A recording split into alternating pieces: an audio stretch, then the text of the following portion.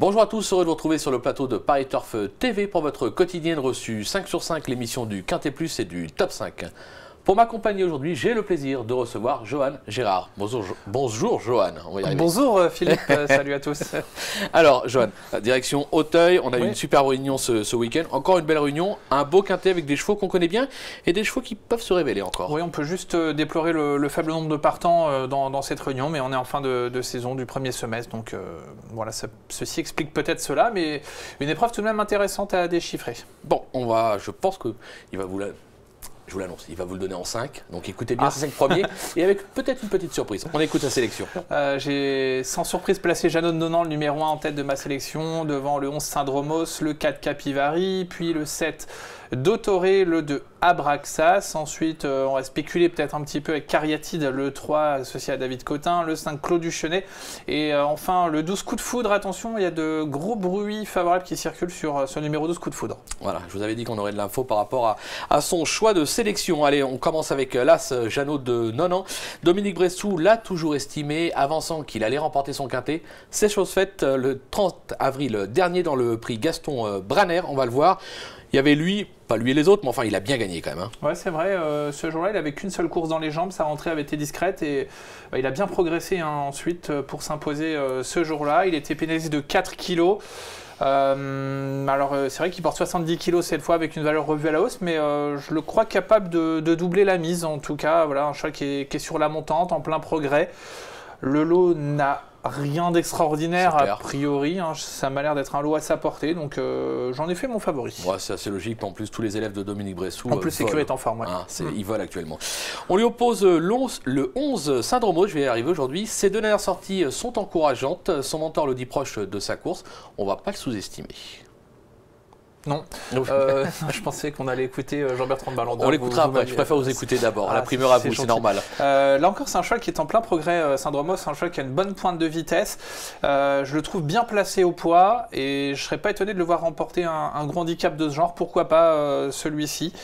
J'ai juste une petite inquiétude concernant le terrain, voilà, je préférais qu'il y ait du rythme, donc si le terrain est trop pénible, ça ira moins vite, mais en tout cas moi j'en fais une première chance. On va voir si son entraîneur justement, Jean-Bertrand de Ballandin, est d'accord avec vous, puisque Cédric Philippe l'a rencontré, on l'écoute tout de suite.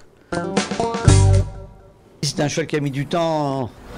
D'abord j'ai un petit peu mis de temps à trouver les boutons, et puis je pense qu'il a mis du temps à récupérer de sa castration. Et je trouve que là il est pas loin de son top. Voilà, il faut le monter patiemment, il n'y a pas beaucoup de partants. Le cheval progresse, à mon avis, il vaut une épreuve comme celle-là. Surtout que la dernière course, je pense qu'il aurait été plus... Jacques Ricou n'a pas pu le monter en dernière minute parce qu'il était tombé dans la course d'avant. Geoffrey ne le connaissait pas. Il est venu peut-être un tout petit peu tôt. Le cheval a mal sauté l'avant-dernière. Donc je pense qu'il aurait pu être un tout petit peu plus près. Donc il faut tenir compte de ça. Il faut que ça se passe bien. Mais là, avec 13 partants, normalement, il n'y a pas beaucoup d'excuses. Le cheval devrait très bien courir. Bon, il est confiant, hein, oui, c'est vrai que l'autre point qui me faisait un petit peu peur, c'est le changement de jockey.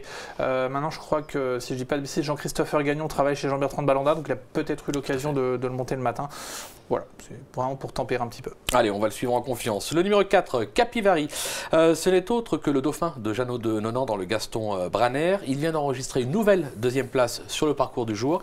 Là aussi, on est obligé d'y croire. Ouais, c'était dans un lot relevé dernièrement, dans une course à condition. Il s'est classé deuxième de Saint-Goustan-Blou.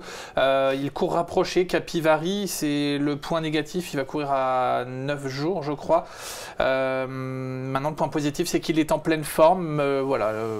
Je pense on peut compter sur lui. Ouais, c'est assez logique. On passe au numéro 7, Dottore, qui n'a encore jamais conclu plus loin que 5e depuis ses débuts. Il reste sur une probante 3e place dans le Gouales de Mésobran sur 3900 mètres, on va le voir.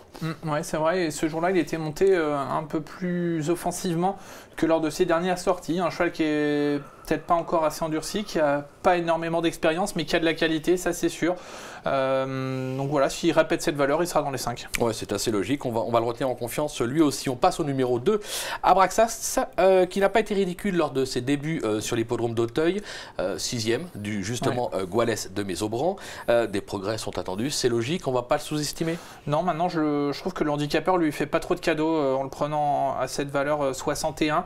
Voilà, même valeur que Jeannot de Nonan qui a gagné un gros handicap. Voilà, je lui vois pas trop de marge maintenant. C'est un cheval qui a montré des moyens intéressants et c'est vrai que ses débuts à Auteuil étaient corrects. Donc il est logique d'en attendre des progrès. Ouais, sur la montante, on va s'en méfier et on se méfiera également du numéro 12, on en avait parlé tout à l'heure. Coup de foudre, c'est la petite info de l'émission. On va se quitter, Joël, avec une petite pépite dans la 7e. Oui, ça sera pas forcément très spéculatif, c'est le 702 Happening, mais j'ai vraiment bien aimé ses débuts en obstacle l'autre jour, et donc des débuts à Auteuil. Un cheval qui est bien né, entraîné par Guy Chérel, c'est le frère de Harbor qui s'est illustré dans des bonnes courses chez Elie Lelouch. Voilà, j'ai bien aimé ses débuts, je trouve qu'il va rapidement gagner sa course en obstacle et pourquoi pas dès ce mercredi. Dès ce mercredi, c'est annoncé. Merci Joël pour toutes ces informations, merci à vous de nous avoir suivis. Bon jeu à tous et à très vite sur le plateau. Au revoir.